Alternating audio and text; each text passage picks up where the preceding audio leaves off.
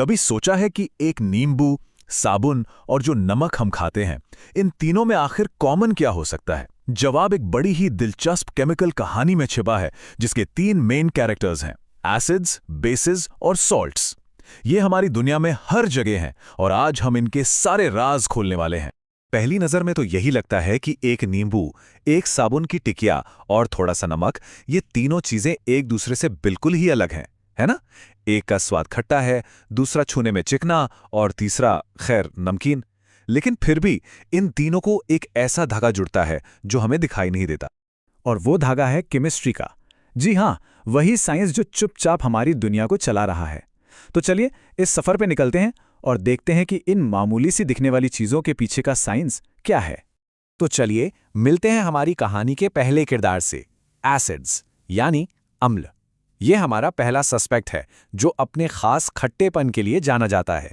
अगर हम साइंस की भाषा में बात करें तो एसिड कोई भी ऐसी चीज है जो पानी में घुलने पर हाइड्रोजन आयंस यानी H+ आयंस छोड़ती है। और पता है, यही छोटा सा आयन एसिड को उसकी सारी सुपरपावर्स देता है। अच्छा, तो हम एक एसिड को पहचानेंगे कैसे? सबसे पहली बात, इसका स्वाद खट्टा होता है, जैसे नींबू का। छूने पर यह थोड़ा जलन या चुभन वाला महसूस हो सकता है।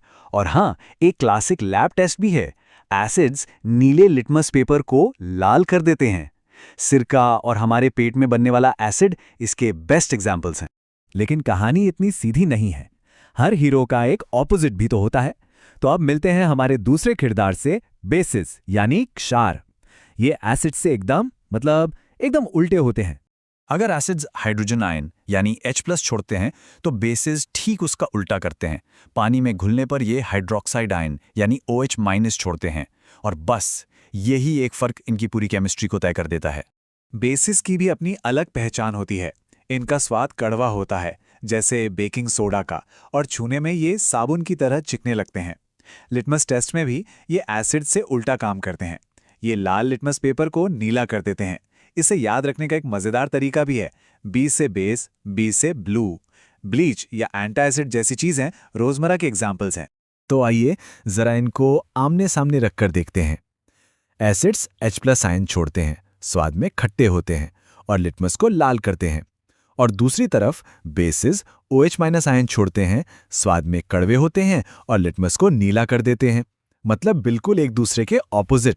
तो सवाल ये उठता है कि हम कैसे पता करें कि कोई चीज़ कितनी ज़्यादा एसिडिक है या कितनी ज़्यादा बेसिक? इसके लिए हमारे पास एक बहुत ही काम का टूल है, pH स्केल। इसे आप केमिस्ट्री का रूलर समझ सकते हैं। इस स्केल पर एक मैजिकल नंबर है और वो है 7। ये नंबर न्यूट्रलिटी को दिखाता है, मतलब ना एसिडिक ना बेसिक। जैसे कि साफ पानी का pH ठीक 7 होता है, एकदम परफेक्ट बैलेंस। ये स्केल 0 से 14 तक जाता है। 7 से नीचे जो भी है वो एसिडिक है और 7 से ऊपर जो भी है वो बेसिक। जैसे हमारे पेट का एसिड, उसका pH 1 से 2 के बीच होता है, मतलब बहुत ही ज्यादा एसिडिक। और दूसरे छोर पर है ब्लीच, जिसका pH 13 होता है, जो इसे बहुत ही ज्यादा बेसिक बनाता है। और अब आता है कहानी का सबसे मजेदार हिस्सा।